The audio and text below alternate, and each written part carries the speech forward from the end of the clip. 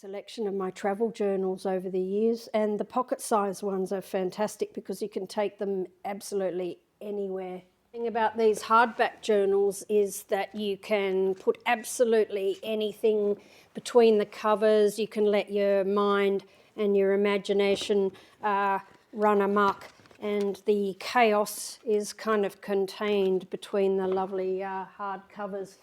I use fine liner.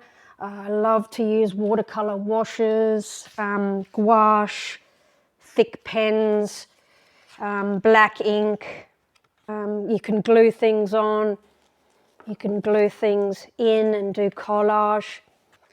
The possibilities are absolutely endless. This journal's just made out of Taiwanese shopping bags. I keep a nasal album where I record smells that trigger memories.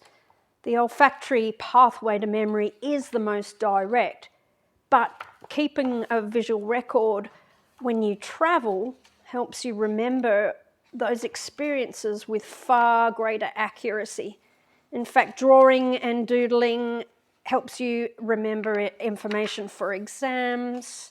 It helps you remember information of all kinds.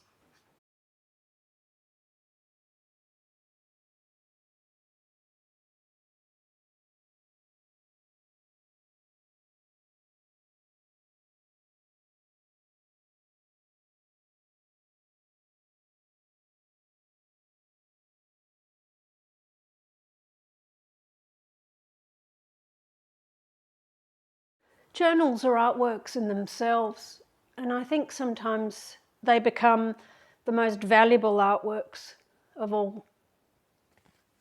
And the great thing about journals is that they can be the absolute opposite of art. They can be a repository for records, notes, shopping lists, maps, ideas, just about anything.